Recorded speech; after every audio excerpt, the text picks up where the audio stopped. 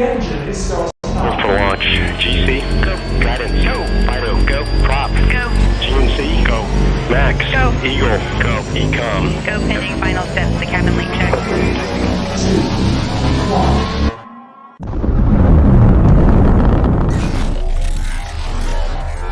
Is there anyone here that would like to communicate with us? Can you give us a sign?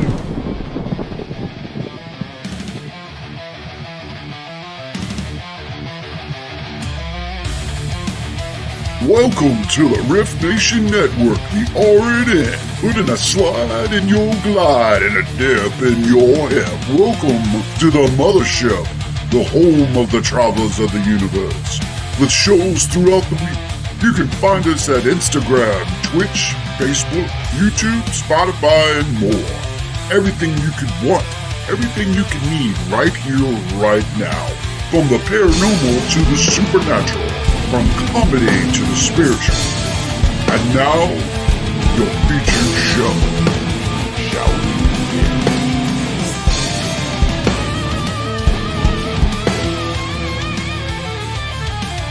It's showtime, folks!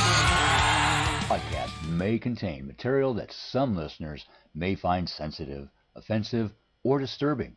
We strive to create respectful and informative content, but topics discussed may include mature themes such as violence, explicit language, or controversial subjects, triggering content including discussions related to mental health, trauma, or other sensitive issues, explicit language. Occasionally, our guests or hosts may use strong language.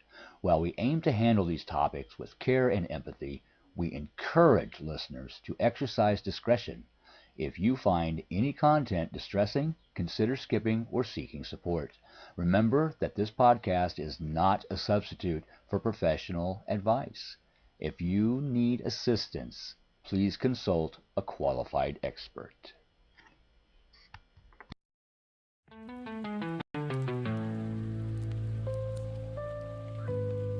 Welcome to the Forgotten Library, where the books whisper, the shadows listen, and the stories refuse to stay quietly on the shelf.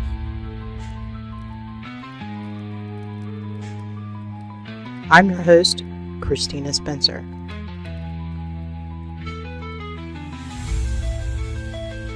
And each month, we explore one novel together.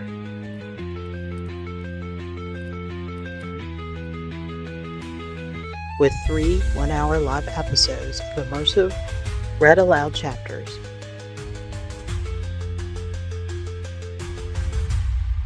Followed by a live interview with the author who brought the story to life.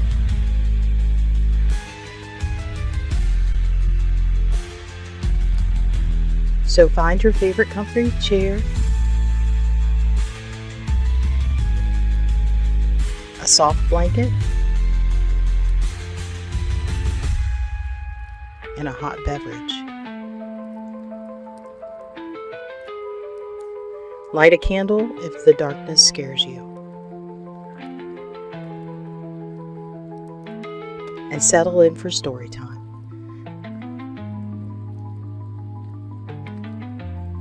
Welcome to this week's live episode of Horror, History, and Hauntings Library. Hello, all my creepy little weirdos out there, and welcome again to another episode of Horror, History, and Hauntings Library Podcast, where the fire is warm, the lights are low, and the next chapter is waiting. So go ahead, slip into your comfiest jammies, grab a beverage of your choosing, coffee, tea, hot chocolate, or maybe something a little stronger, and settle in and cozy up by the fire, because tonight we're stepping beyond the pages. For the past few weeks, we've been immersed in the world of the choice, following the mystery, the emotion, and the decisions that ripple far beyond a single moment. But tonight we go deeper. Tonight we're joined live by our monthly spotlight author herself, the mind behind the story, Wendy M. Cook. We'll be talking about the inspiration behind the book, the meaning woven between the lines, and the journey of bringing this story to life. So settle in, get comfortable, and let's turn the page together. Now, just so we know, we're going to do something a little different this time. Wendy does have a limited amount of time with us, so she'll only be on the air for 30 minutes. After that, we are going to continue with the story, which right now we left off at what I would consider the best part of the story. So the next chapters are, so please hang on after the interview because we will be reading again a couple more chapters at least tonight. And so let's bring Wendy on. Hi, Wendy. Welcome. Hey, Yay! Christina, how you doing? Good, good, good. I know you don't have a whole lot of time, so let's jump into it. For anyone just discovering you tonight, can you introduce yourself and tell us a little about who you are as an author? Yeah, for sure. I want to say thank you so much for having me on your show. It's been an honor. I love the intro. It's been so cool. So thank you so much. Well, thank you for coming on. I love to write. I've always, even when I was a young girl, I would write a ton. I did more poetry back then, but yeah, I've always had it in me to write some books, and I didn't think I was going to write as many as I have. And now it's like, I don't know. It's just I'm a paranormal romance author, Northwoods thriller type books. So my first book, A Gray Resort, came out in 2019, and that started the series. And The Choice is the third and final book of the series. And I kind of wrote it as sort of a standalone as well, so you could just kind of pick it up and kind of go from there. But yeah, I love it. So I'm going to be writing for a while. Yeah, most definitely. You got a talent there. A couple people want to say hey. So let's pull them up real quick. Adam says hey. Hey, Oh, cool. Adam. Hi, Adam. And Diana from USA is your Mothman BFF.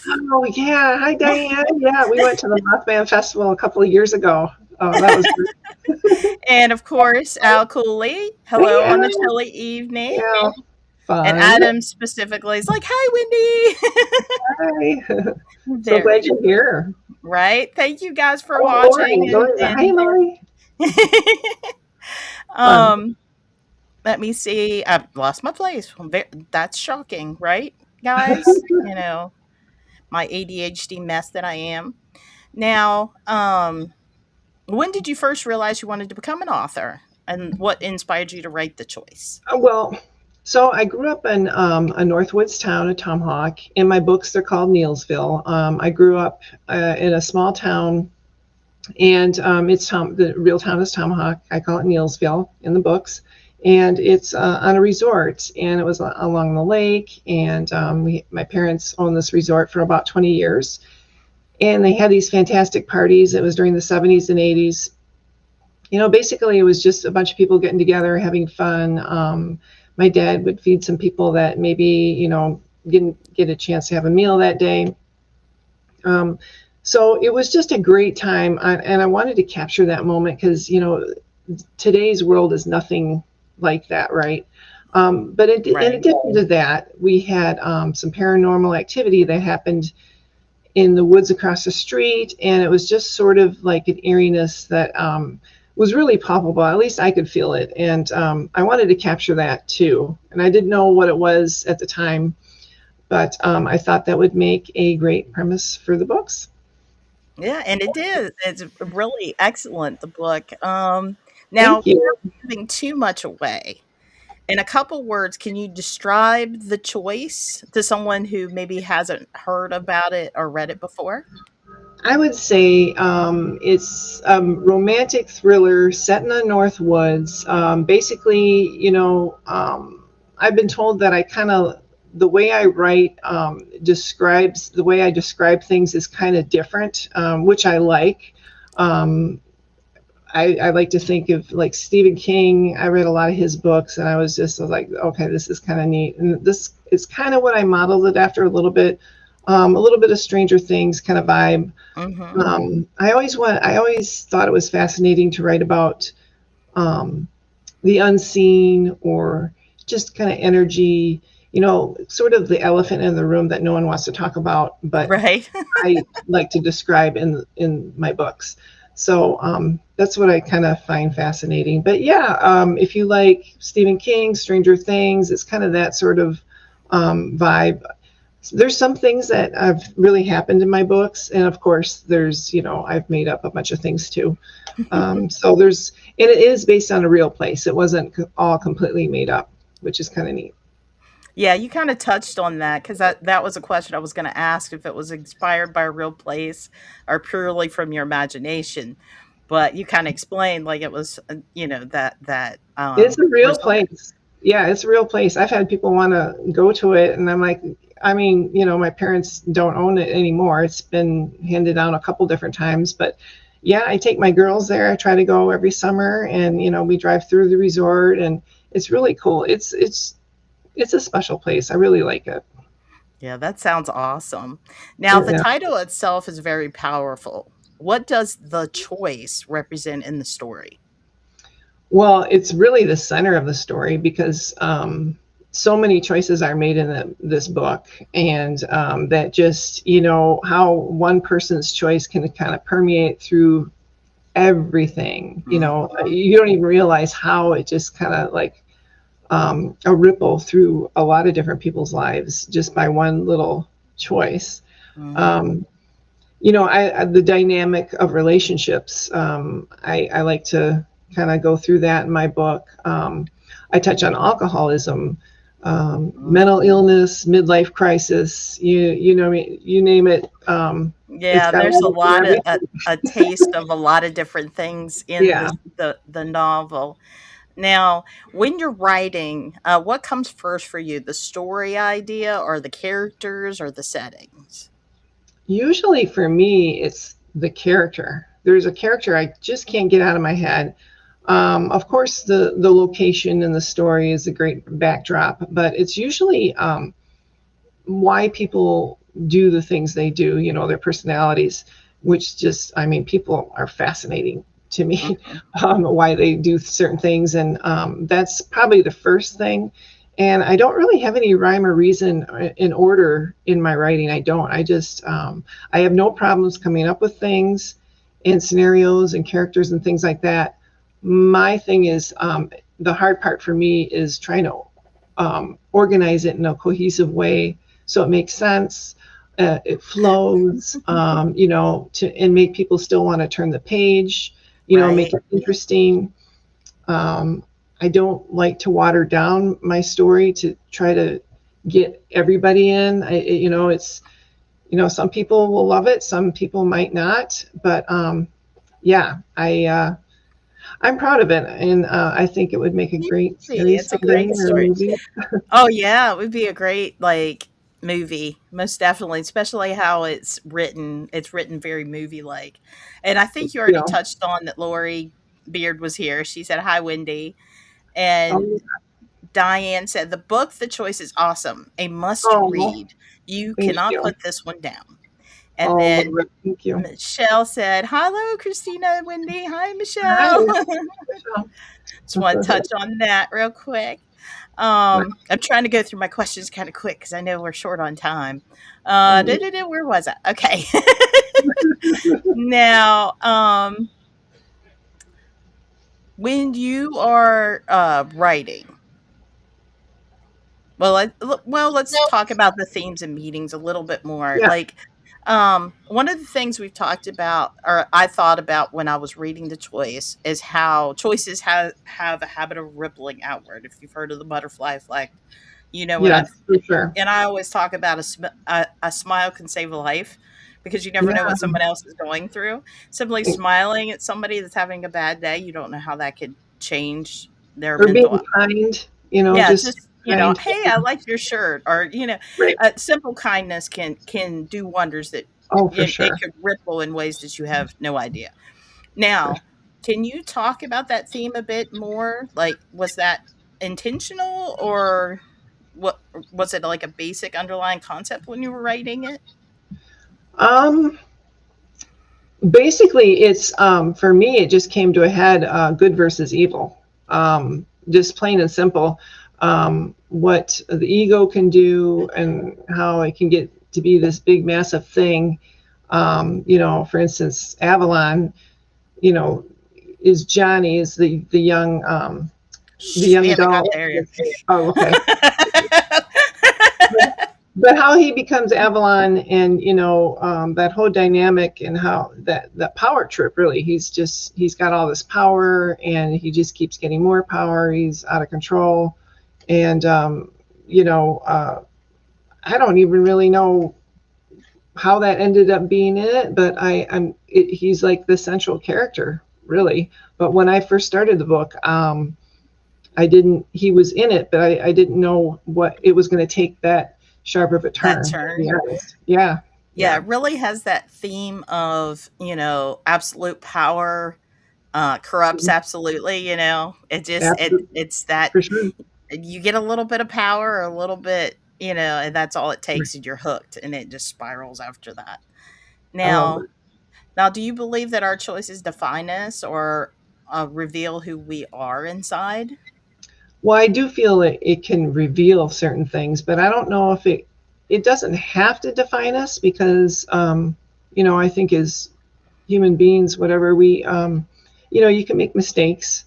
That's why we're here, I feel, is to learn and, have these experiences. And I always think there's always a chance to get it right or be better, do better, and not be so condemning. But yeah, that's kind of the turn too towards the end of the book, which I like. My mom always said, "If is the biggest little word that you can, ever have in your brain, because what if this, what if that, or if I do this, what are people going to think?" It is the 2-letter biggest word in the human language, in my opinion, because you can dwell on it too much. For sure. Another characters that was really fun to write was Lyle and Cassie. They're dynamic, because I love that, because they are based on real people. Lyle's the shy, quiet, sort of intellectual. He loves to fish, and Cassie is just this very loud persona. Just very uncouth individual. She'll tell a dirty joke and just loud laughter, and just, it's very loud. She's fun person too. She's fun to write. They were a great dynamic, and I'm glad I have them in my books, because I think it's fun. Yeah, their dynamic really reminds me of my boyfriend and I, because he's very intellectual and he's an introvert. He's like, I can't do conventions and go do that stuff like you like to do. He's like, it's too many people, and like it's too much. But he's extremely intelligent, where I'm the loudmouth, obnoxious one that's like, "Hey guys, how you doing?" Like, this works. It's it the dynamic works. You have to have one, I think, introvert and one extrovert. Right. And for some reason we work. I don't know how that is, but it does. Now, let's talk a little bit about your writing process. Now, what does your writing process kind of look like? Are you a planner, or do you get the story, let the story unfold? I'm definitely not a planner. I'm a pantser for sure. I go by the seat of my pants on things. I don't know. I don't plot my things out at all. Just coming up with ideas, no problem. But putting it in a cohesive way and plotting it out, that just, to me, is just too much. Like, plotting it is just too much work. What I do, I just make it hard on myself. I just write when I want to write, and I don't push it and I don't force it. Because then I feel like what you're going to write, or what you're writing, if you're forcing it all the time, it's going to feel flat. It's not going to land. And, why bother? I don't know. That's just how it works for me. I always find that as an interesting question, because everybody does it so differently. Mm-hmm. Yeah, like, some people are just straight up, they have to plot out everything. Every scene Yeah. has to be laid out. They've got Bibles full of Yeah. stuff, And that's okay. That's and okay. yeah, Yeah. that's wonderful. And then Yeah. the other people are like you, and Stephen King does the same thing. They just sit down and they can write this amazing story. I I think love I that you fall just in compared me to between. Stephen King. I love it. I love it. Except I have like a ton more books. My Yeah. goodness. I love Stephen King. And I Yeah. love that your book, it also reminds me a lot of R.R. Martin in the way Oh, of okay. the characters, because if you've ever read the Game of Thrones books, he does that the what you do, where you're taking the perspective of each character, Yeah. and then Yeah. you'll jump to a different story, and then you tell Yeah. that perspective, and it's laid out a lot like he does, which is Okay. That's it cool. kind of draws out the anticipation because you get anxious about one character and you want to know, Right. but Right. you're like, you got to see what happens with the other characters too, and then you're Right. like, by the time you think about it, you're back in the first character. You want to know what happened like four Right. chapters ago. Good. Good. Good. Well, I did what I was supposed to do, so that's cool. That was Yeah, I my love that dynamic in a book. cool. And Al chimed in, says, I love the character Cassie. She's a little Oh, spitfire. thank you, Al. Yeah, she was so fun to write. And whenever I go back to my notes, it jumps around, so I got to keep Oh, finding no my place. worries. Um, sorry about that. Yeah. Was there any changes to the story from your original vision while you were writing it, and then eventually, like the completed version? Yeah. I I wasn't gonna go do the backstory of Avalon. Well, I did in my second book in Awakening. You really know about Avalon, or not Avalon, the Traveler rather. The Traveler, all his adventures and what he went through and what he did and how he is the way he is. But as far as the choice, I didn't know. I don't know, the dynamic of the character of Avalon was very interesting, and I thought it would be important to kind of go back to how he became what he is, right? So, Mm-hmm. what Memorial Day 1968, what happened on that day? Mm-hmm. So I didn't have any, like when I started the choice, I didn't have any of that in my mind at all. It was I was kind of focused on Dandelion Mary, who's that's I like her. I Yeah, do. I like her too. Because who hasn't had that moment? Like anybody that's been a mom, and especially a working mom, yeah, like you have those moments. Everyone does. Every mother does. Where yeah, you're just more or less sitting at the kitchen windows, like, is this the life that I wanted to leave? Like, did I make the right yeah, choices? Should I just pack up everything and just disappear? yeah, Would anybody realize if I left? Like, right, you go through those. So I thought it was interesting how you approach that because it's like realistic. You're like, because she's like, she loves her son, but then she's like, if I leave, he'll be okay. Like, and yeah. she kind I, of talks about how being in like long term relationships and how you become different people after a while, and oh yeah, yeah. sometimes you grow apart. And I love it, made her more human. And Oh, I well, think the thank best you. Yeah, characters are flawed characters, and that's what makes her such a good character. Is she is flawed. yeah, absolutely. Yeah. I got chills writing a couple of when she first is in the kitchen and she hears something, and Hmm. yeah, I thought that was Hello, Mary.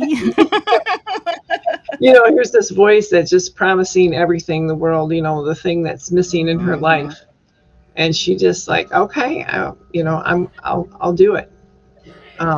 Yeah, I liked writing that, and that's why I think I want to do a whole book on her, on more in depth about her and maybe her backstory and things. But yeah, Now with Dandelion Mary, because I know it's your favorite character in the book. Now, when you were writing it, did you relate to her, and that's why like you're so passionate about it, or Is it just her story? I don't relate to her, but her story, um, her story does. I think there's, there's some people that do things that, I'm sure they regret. And I wanted to impact that in a character, like you said, like flawed characters, they're the most fun to write, really, because you just can write with abandon, and it's like, okay, this is not real life, so I'm just going to go ahead and go for But it. that's what makes it so real is when they're flawed, because every human being has flaws. Mhm. Nobody's perfect. And the more flawed a Yeah, person is, the more real to me they become in a story. I don't know yeah. if that's with you, but that's how I Oh feel. yeah, for sure. And it makes them interesting. And I almost wasn't going to write that about her. I was going to make her more of a kind of a goody two shoes kind of a character. And I'm like, no, that wouldn't be as interesting, would it? But Mm. yeah, no, I No, just she kept wouldn't going have with it. confronted her neighbor. She wouldn't have, Right, said right. yes when she knew she should say no. Like those are things people in real life do. So, And you know. the hatred that she had for Kendall Hadley, yeah, I had to think about it. Right. Yeah, the hatred, I wanted to capture that dynamic, and then sort of the how she's losing her morality slowly. The longer she spends time with this Avalon, she just kind of just loses herself in him, really. And with each day, like she just doesn't really care, except for Right. him. Yeah. Yeah. And if anybody's ever been in, a relationship where the dynamic is not an even dynamic, I'm not gonna I Yeah. that type of relationship. Oh yeah. Like it's easy to lose yourself Oh, for with a sure. person like that For and sure. believe what they're telling you is, all you're Oh yeah. amount to be and that kind of thing. When we're talking about the reader experience now, what do you hope readers will feel when they finish the book? Goodness. Well, I want them to be entertained. I want them just to, have them be taken away into a different world and kind of think a little bit about, circumstances, what people go through.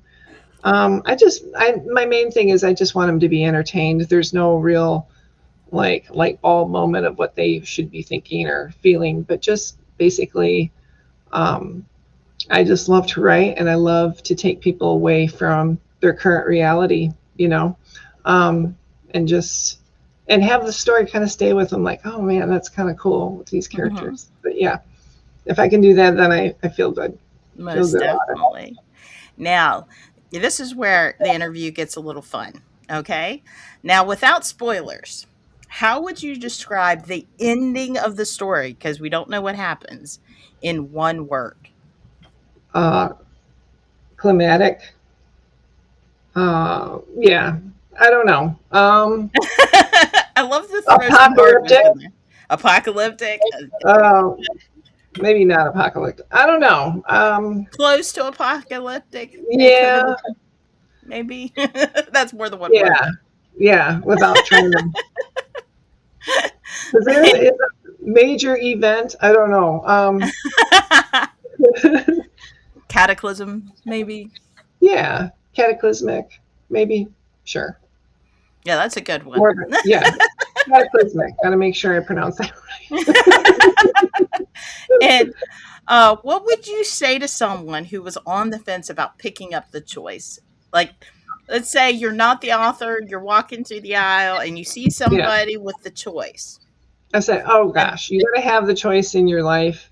If you don't want to be bored, if you want something new and different, a different take on things, a different take on the story, and with the back in back in the 80s, I try to get that vibe with certain things in the book. If you could pick up, and just to be entertained, pick up my book. I think you'll like it. I'm hoping that's the that's the goal. But yeah, if you like Northwoods thrillers, paranormal romance, check out my books. I think you'll love it. Awesome. Now, this is a fun one, and this is audience included if you want to chime in. If the choice was turned into a movie, who would you cast? Oh goodness. Like, who I did gotta you think of envision? names. I gotta think of names. So I already have a scene in my head. Well, this would be like if we wanted to start from the beginning, A Gray Resort, which is my first book, where a girl goes fishing and she sees something odd out in the lake. And it's Aaron, but goodness. I really like, Kristen Stewart's already been in the Twilight series, so I don't know. But I do like her. Gosh. I'm kind of stumped on that. Oh, That's what a lot of people are like. You come up with some weird questions. Like, it yeah. makes me think. I'll have to think about that. Yeah. Just in case somebody else asks you. Now, Yeah. let's see. Adam said, Christina's always so good at bringing out the characters. Thank you, Adam. I appreciate that. And Diane picked the word shocking, which I Yeah. like that one too. I had one reader say they were really scared and had nightmares after reading it. Oh, In a wow. good way. Yeah. I'm like, I could see that. And with is there one question you wish readers would ask you about your book? I mean, if they, ask me about Dandelion Mary or Lyle and Cassie, like why did Dandelion Mary do the thing why did she do that? Like what her motivations are? Right. Yeah. And the world must know. Are you working on anything new right now? Oh, a little bit, because The Choice just came out later last year. And it's just, it's every time I get into the throes of starting a new book and I'm writing it, it's like, oh my God, this is difficult. I know why I don't do this all the time. I was about ready to pull my hair out with The Choice. It was, I don't know, maybe because it was the last book, maybe because I had to kill off so many characters. And it was thrilling and it was fun, but there was some long evenings of writing and editing and, took it to an editor as well. And it was a lot of work. It's a lot of work. But it's I have something now and, I have something for my kids to see and I'm proud of that and I'm going to continue on. But yes, I am working on something. I don't really want to say too much about it, but yeah. Now, is it going to possibly be in a similar style with the different point of views, or the Probably same not as world? many. Or, okay. Similar world, yes. But yeah, I'm definitely gonna. I want to expand on Dandelion Mary, and I think we talked about that before the show started. Because she's just such an interesting character and fun to write, and I want to do a whole book on her. I think that would be interesting. And yeah, I still got a bunch of more books in me too. So Okay, I don't want to keep you on because I know we said 30 minutes and went over a little bit. Now, where can people best follow and support your work if they're interested in The Choice? yeah, you can. I love when I first got the cover. When you get the first mock-up, I'm just like amazed. Book Baby just kind of blew it out of the water and they did that with my other two books too. They have this amazing graphic design department, so I give them a shout out. You can go find all my books on Amazon. Just type in my name, Wendy Koch, K-O-K. It's probably the easiest way. They're on Barnes & Noble. You can go on wendymkochauthor.net. All my books are available there. You can follow me on Instagram at Wendy Koch 4. I'm on Facebook, Wendy M. Koch Author. TikTok, Wendy Koch Author, I believe. I don't go on TikTok as much, but I do go on there on occasion. And yeah, I'm on all the socials. And yeah, I always love new readers. I love going on shows. And thank you so much. I appreciate you having me on. No problem. It's a great adventure. I'm glad I got to share it with the audience. Thank Yeah. you for letting me have your baby in my hands. Um, and all the there's maybe not all the links, but some of the links should be in the description, so you could have some direct links at least, so you can kind of find where to get a copy for yourself, so you can finish the story. I want to thank you again for being on and taking time out because I know you're busy, busy, busy. Thank you so Um, much for having me, Christina. I really appreciate it. No problem. And I understand you got to go because you got an early day tomorrow. But yeah, I just Yeah. want to say thank you. And we are going to continue to read your book for All the right. rest of the show. So thank you so much. Thank you, Christina. Have a Bye, good one. love. And there goes Wendy. Yeah, so for the rest of the podcast today, we're going to continue off. We stopped at page, I got to do my Superman switch here so I can read the book. So let's put on the old granny readers here. And we stopped on page 100. So we're going to pick up there. And oh, we got to get our fire going. What am I doing? What am I thinking here? So let's do this. We got to switch me. There we go. Now we got our fire going. I know everybody likes the crackling fire. Let's turn it up a little bit if I can. Where's your volume, sir? I'll turn it up because everybody seems to really like the fire noise. There we go. And let's get reading. So we stopped at page 100, and this is where I think the story gets really interesting. This one's Dandelion Mary. Hey, Dandelion. I was wondering if we might take a little detour, if you will. I'm not sure how long we've been driving. Avalon and his stops. Are you kidding me? He laughs. Oh, I think you'll find this little stop a rather pleasant one. Part of me has stopped caring. I have the edges of a massive headache, which I can't help think was his doing. I just want to be left alone. What's the reason now? A smile brews across his face. Oh, my sweet Dandelion, you were so eager. But stop again, we must. A smile. I feel like a child asking, but this is ridiculous. What is up with all these lingering around? He never wants to leave. And what about our trip? The fancy food and the cocktails, the tropical island. Remember, Avalon? You promised. I know, Dandelion. We'll go to the best beaches, I promise. And the drinks, oh, I can almost see it now. Only the best drinks for you. I'll order the most wonderful concoction, too. The kind with a flower on the side. You like rum, don't you? I think that's my favorite alcohol. Intoxicating in both looks and flavor. Just like you. I couldn't help but blush. But even in my disappointment, I could feel myself warming up to his words. I wasn't used to compliments. No one had ever talked to me that way. It was so exciting to hear and addicting. So, where are we headed now? A church, my dear, right at the outskirts of town. There's been some things going on that need my full attention. Oh, did he just say we need to leave? This town and its allure? He never wants to leave.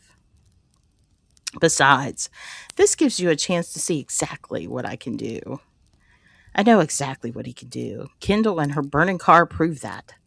Everyone within walking distance knows he has command of many things, and also this alluring way of making things work in his favor, even inanimate things. Everything listens to him, even Kendall. I'm not even sure how long it's been, a couple of hours. The details of Kendall and the fire are reading fuzzy in memory. Why can't I recall it? How did it even start? When did it even happen? I can't seem to remember. And this goes for my neighbor, too. What is happening to my brain? I feel like my humanity is pulled away from me. The rational part of my brain is put on hold. I feel indifferent to things that should matter, but not just the same. There's an odd comfort in not knowing or caring. I don't mind it. I've noticed that the more I'm with him, the more I feel my old self slipping away. My empathy, my knowing, my personality. He's my Mr. Dark and Mysterious, with equal parts danger and flirtation. He has unbelievably found his way into my life and trumps everything I've ever wanted. Even now, he's the one who makes me feel most alive in all this world. He's the strange, hedonistic pull that's impossible to ignore. The light tapping on my shoulder, waking everything up in me that's sinful and delicious. He's breaking the boundary. It doesn't feel good thinking about Kendall's demise and the steps leading up to it, so I don't. He gives me a reassuring pat on the leg. I know you have doubts, my love, but don't you worry. This won't take much time, I promise. Besides, I have something important for you to do. Do you think you're up for it? If Avalon is involved, I'm up for anything. Of course. What would you like? I need you to take some notes for me. It's very important. Can you do that? Of course I can. Who are we meeting? Sister Alice of Holy Redeemer Church. I didn't realize Avalon had friends in the church. He notices my hesitation. I've intercepted a rather disturbing letter of hers, and I need to get to the very bottom of her intentions. I think it's best that we pay her a visit, but this whole situation can be very dangerous for us. I see. I'll also be visiting an old friend of mine. Killing two birds with one stone, you see. You don't need to be around for that. You can even stay in the car if you like. I'm intrigued. I wouldn't mind meeting his friends. Oh, really? What kind of friend? He looks out the window, contemplating his answer. Let's just say he's an old friend from the past. We both knew each other when we were at an impressionable age, before things, well, changed for me. The old me. Hell, I doubt he'll even recognize me, to be honest. I don't think anyone could forget you, Avalon. He gives me a smirk, laughing loudly into the air. I am something, aren't I? I laugh at his words. Yes, Avalon, you are something. Oh, I can't wait to see the look on my old friend's face. He'll be so surprised. I just love surprises. Well, I'm sure he'll like seeing you again. Well, my girl, that's up for debate. He'll be taken aback, though. No doubt about that. So that's the end of that chapter. Let's look at the chat real quick.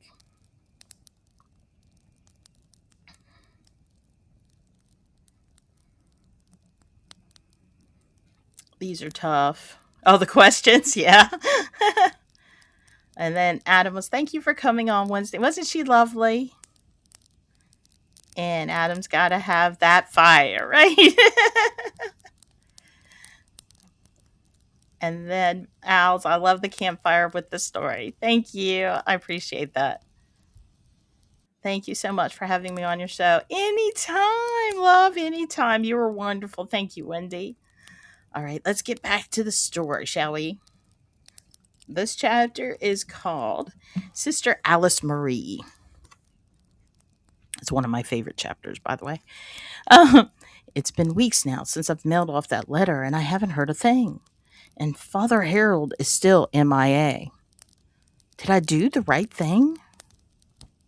I wonder I might have overstepped. Sometimes it's hard to see if you're going the right way with things. I tend to tiptoe a lot through the gray area. This is where things can get muddled and screwed up, and you never can be certain of what people are really thinking. But I had to do something. I can't live like this anymore. Being in constant fear. I'll find work elsewhere if I have to. Even though this church has been my home for as long as I can remember, now it's just a place I didn't recognize. Usually, I'm pretty good at sorting out the good from the bad, the wrong from the right. But somewhere along the way, this church has muddied the two.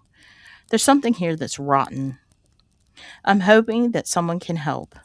Anything would be better than walking on pins and needles, looking over my shoulder every day, wondering if Father Harold will turn me to stone or worse. As I walk down the church hallway, closing my eyes so I don't have to pass by the upside down crosses, I hear a knock at the door. I wasn't expecting anyone. I quickly open it to find a man and a woman standing there. The woman is small in stature, a wide smile on her face. Hello? The man is tall and unusually slender. His eyes are dark. Hello, ma'am. We're here about your inquiry. His eyes catch the light of the church, and for a moment, I feel a wave of nausea. I can't help but notice the woman's hair. It looks like dried out straw. There's a certain air of power coming from the male. I'm sorry, my inquiry? I have no clue who these people are. Your letter, sister. My letter? Oh, crap, of course. Oh, my goodness, please forgive me. I'm so sorry.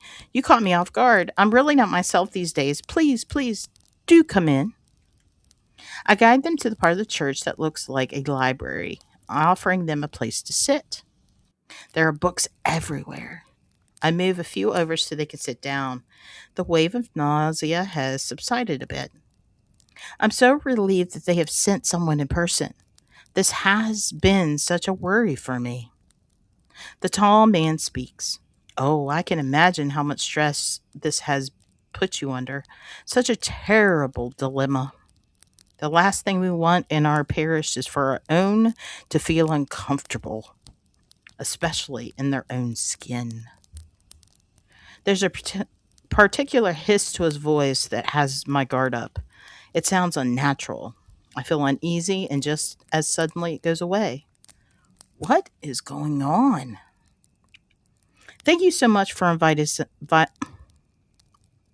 Thank you so much for inviting us in. I should tell you though, I'm not Mr. Salmons.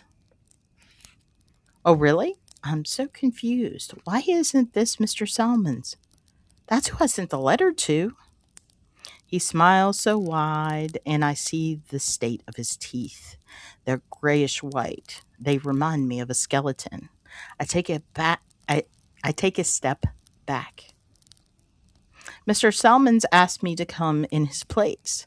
Please, my name is Avalon. He extends his hand, and at first I think I see something other than hands. Are those daggers? I rub my eyes, hoping the vision goes away, and it does. We have so much to discuss. I watch his hands again, which for now appear normal. Maybe I ate something that didn't agree with me. I shrug off my odd feelings as best as I can. I feel like I'm drunk. I find his manner both comforting and sinister. What an odd pairing. The woman by his side looks completely enamored with him. I want so badly to run a comb through her messy hair. Noticing her glance, he makes the necessary introductions. This is my assistant, Dandelion Mary. She will be taking down notes from our meeting today. Notes? The note taking seems over the top, but I guess it makes sense. An accurate accounting wouldn't be so bad. I notice again how small in stature she is, like a gust of wind could blow her away. I watch as she twirls her hair. She reminds me of a little girl. Of course, you'll have to excuse me. I think I might have eaten something that disagreed with me. Things around here have really put me in a state. Really? Interesting. Would you mind going into detail about it? Of course. I conjure up from memory everything that's happened over the past 6 months. Where does one start? I still feel like I'm under some kind of influence. I glance over at the church kitchen, forgetting that I haven't offered them anything to drink. My arms feel heavy and tingling. I can feel little raindrops of perspiration form at my chest. I sweat a lot when I'm anxious. My cheeks also get hot. Right now, they feel like they're on fire.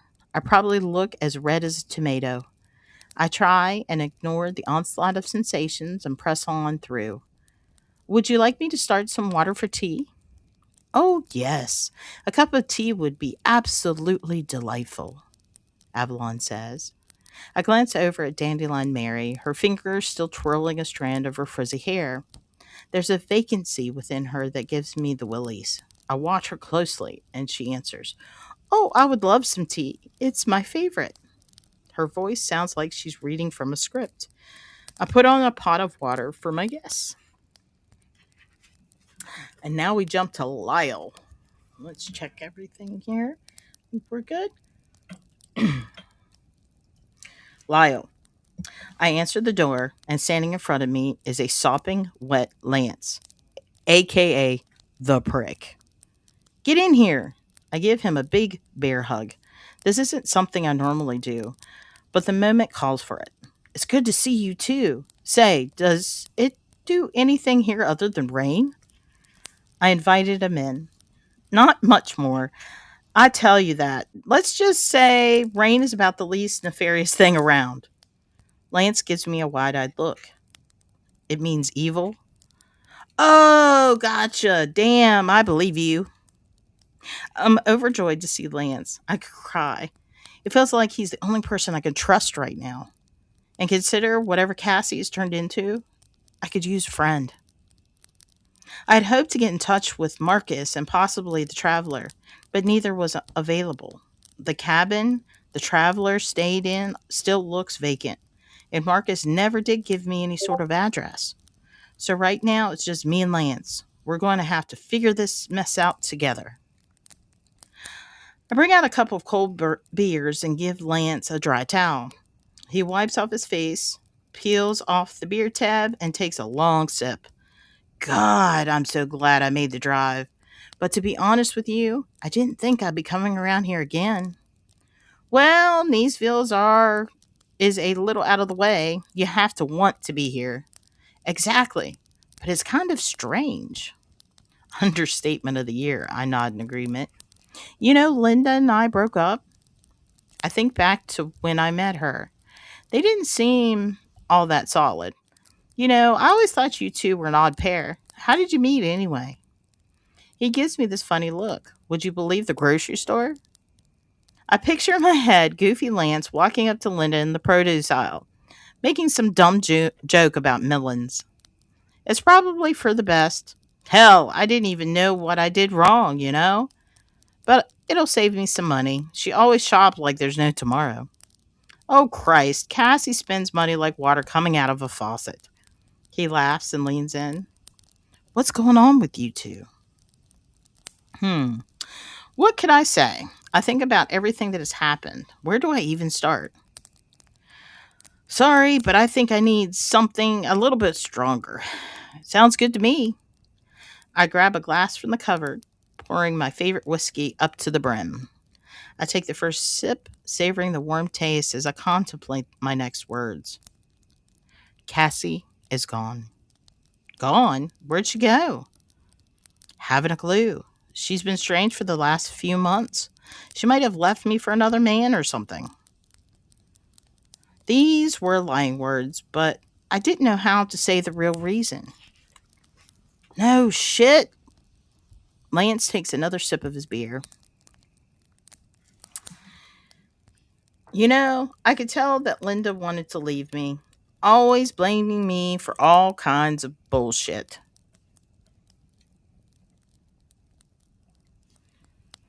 Sometimes it's nothing you did, they just grow out of you.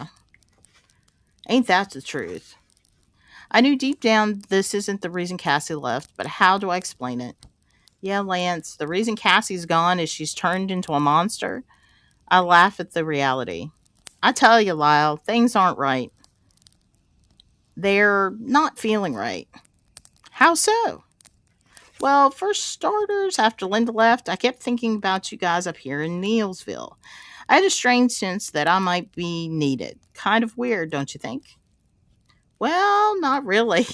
I certainly can understand the pull.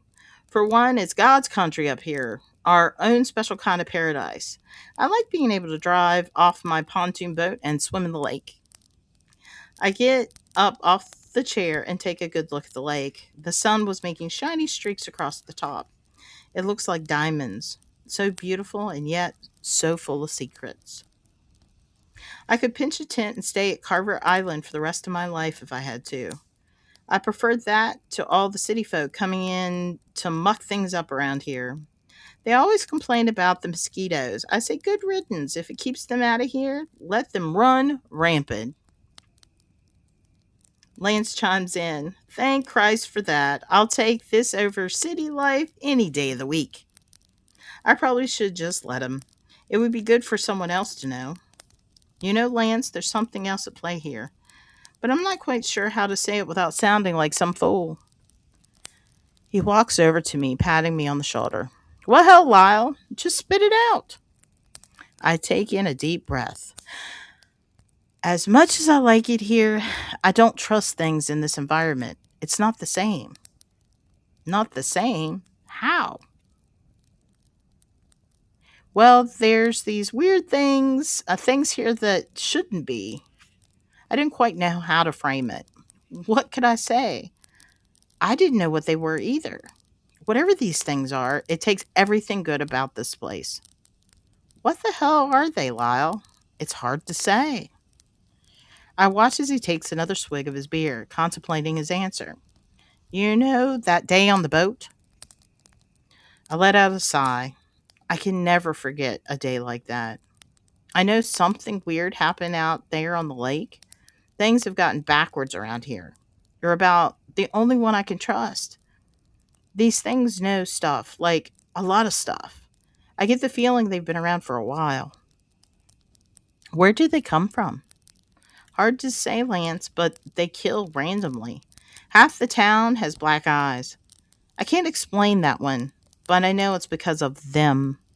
All I know is it isn't from a good place. It's like they want every soul in this town. Oh, shit. Lance stares out the window. And that's not the worst of it. I'm afraid one of them got to Cassie. What?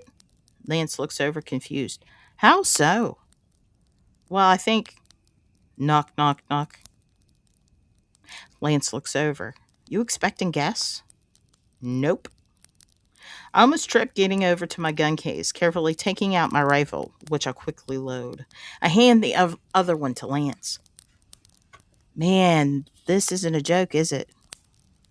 I look him over. Nope, sure isn't. Now remember, let me do the talking. It could be no one important or it could be one of those black-eyed bastards. So be ready. Gotcha. I cautiously opened the door. Let me see. I want to get through at least the next chapter or two. Before we call it, because I just want to get through this one part.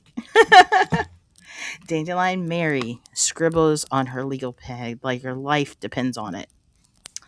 What could she be writing with so much emphasis? The whole conversation with Avalone is starting to feel more like an interrogation. All right, sister. Can you give me a time frame when these things started to occur? His eyes are so intense. I find it hard to look at them. 1 minute normal, the next, well, not so much. There's something about his face. It seems like he's wearing a mask. I try to ignore the glare and continue. Think. When did the birds start flying into the windows? When did Father Harold start acting like a zombie? That has been going on all summer. I'm so used to the birds flying into windows that I don't even jump at the sound anymore. Shortly after that is when Father Harold started acting differently. It's been months and months. He was very peculiar, saying inappropriate things, wandering around the church like he's lost his best friend. Thinking back, I can't believe I put up with it for this long. Well, these birds, I don't know what You'd call them ravens, I guess. They seem to take pleasure in hurting themselves. They seem compelled by something inside the church.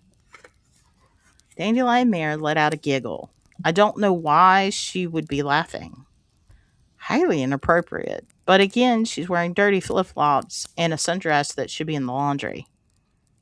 This is far from a formal meeting. I watch as Avalon gives her a cold stare. This makes her stop. Good. He turns his attention back to me. So, sister, am I to surmise that you think Father Harold is the cause of these birds flying into the windows? I do, sir. He likes talking to them, the birds. I think they communicate together in some kind of language, but I don't understand any of it. Oh, dear, says Avalon. Oh, that's so beautiful, Dandelion says. I watch as he caresses Avalon's leg while sitting next to him in the chair. Both his legs are stretched out in front of him, one foot crossed over the other. They look absurdly long. He is comfortable in his own space. He's the only one in the room that is. Oh, I hope Dandelion's affection isn't too off-putting. I watch as he laughs at his own words. It's nothing compared to the glare of your eyes. I would never dream of telling him that, though. I didn't want him angry. I just want him to understand what is going on here. He takes another long sigh and laughs. Please stop looking at me. I have to watch myself. I forget my eyes can be rather intense. I do apologize. I just want to make sure we get to the very bottom of your inquiry, down to the very last detail. You do understand that, don't you, sister? Sure. I try to relax, remind myself he's here to help. Sometimes in my thought process, I can appear rather mad or even ghoulish. I'm sorry for that because I'm neither of those things. Trust me. Something tells me otherwise. I try to ignore my instincts while Avalon continues on with his questioning. Meanwhile, I notice that the room seems to have dropped a couple degrees. Okay, let's see. Why would birds be flying into windows? Perhaps they are overwhelmed with the beauty here, or maybe they just want to get in. He changes the subject. How old is this church, would you say? Avalon asks. I never thought about it. This church has been a fixture for as long as I can remember. I can't say, really. That's more of a question for Father Harold. Yes, of course. Where is he, by the way? I have no idea. I'm sorry, sir. I don't know his whereabouts. This is part of the reason why I wrote the letter. He never tells me anything. Besides, I think he would be mad at me asking. Oh, I completely understand. Avalon turns his head sharply to Dandelion Mary. Dandelion, you're keeping track of things, aren't you? You're writing all of this down? She sits higher up in her seat. Number 2, pencil in hand. Oh, yes, sir. I didn't like the feel of this. I'm sorry. Who are these notes going to anyway?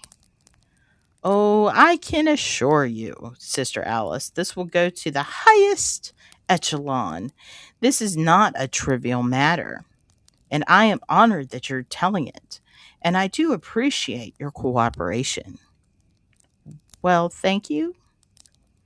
Okay, we have another soul that works in this parish, yes? Yeah. And who might that soul be? This time, Avalon's eyes look like they're dancing. That would be Sister Gladys. Very good. And how long has she worked here? I didn't know the answer to that either. She's always been here for as long as I can remember. Sorry, I'm unsure of the year. Well, that's okay, dear. We can't know everything, can we? No. If you don't mind me asking, what does she do here again? She's another nun at the parish. Why would he be asking such a silly question? Oh, I worded that wrong. I mean, what is the nature of your relationship? The room suddenly feels very hot. I need some air. Do you mind if I open a window or two? Of course, my dear. I get up and open two closest to me.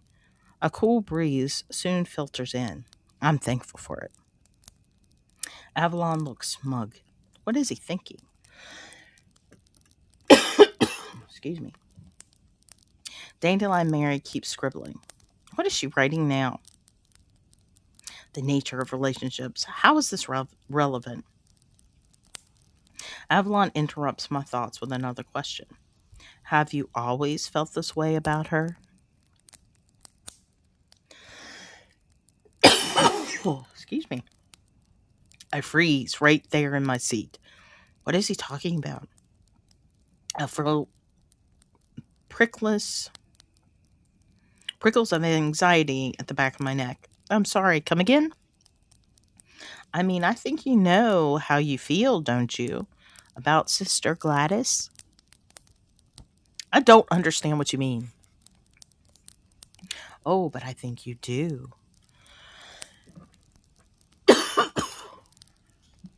The panic comes so swiftly, I'm unable to move. Why does he ask such things? What does he know? And how could he? He gives me a threatening look. Oh, sister. Dandelion Mary suddenly starts laughing. She would. It reminds me of a hyena. It sounds so shrill and awful. I want to slap the laugh off her face and that god-awful hair. How can my affection for Gladys have anything to do with what's going on in this town or this church? There's nothing to tell. I can feel myself shaking. Nothing to tell. Oh, my dear sister, you have lost your way, haven't you? Lost my way? I stand. I need to get out of here. My legs feel wobbly and unsteady. Sit down. I'm so startled by his words, I do exactly that. I'm going to tell you what I think, Sister Alice Marie, and tell me if I'm wrong, please. I'm going to go out on a limb and say that you have quite a special affection for Sister Gladys, don't you? Well, he wouldn't be wrong, and why does he care? How is that relevant to what's going on? It's no one's business.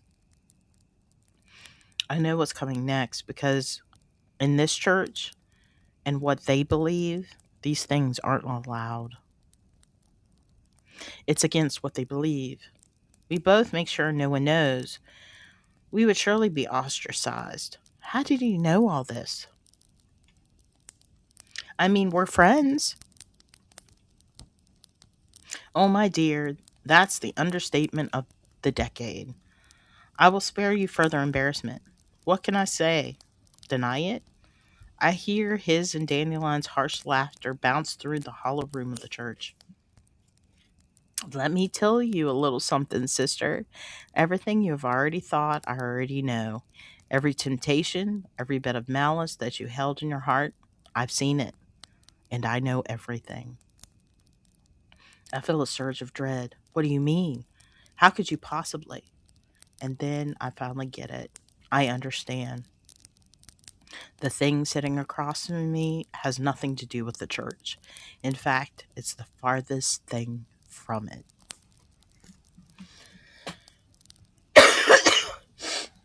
And that is page 118. Sorry, my allergies are kicking up.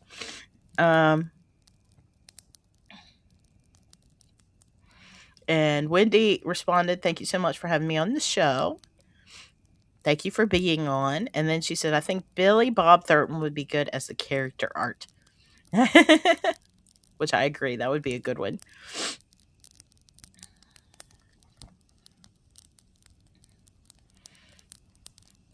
Now, unfortunately, that does bring us to the end of tonight's episode of Horror History and Hauntings Library Podcast.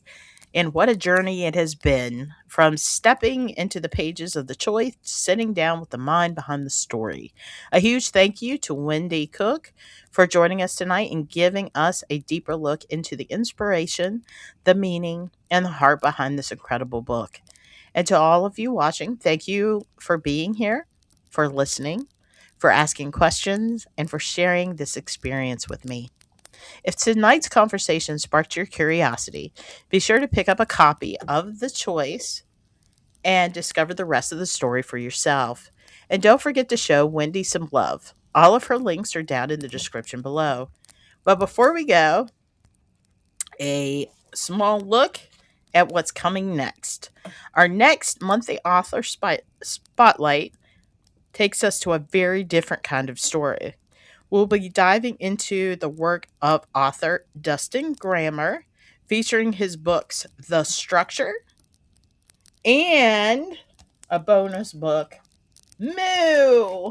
So we're going to be covering parts of both of these stories. Now, it's two very different titles, two very different experiences, but both sure to bring something unexpected to the table. So if you're ready for a new story and a new journey into the unknown, you won't want to miss what's coming next. Thank you for joining me tonight on the Horror History and Haunting Podcast. And let me check the chat real quick. Adam says, thank you again, Christina, for reading more. You're welcome, Adam.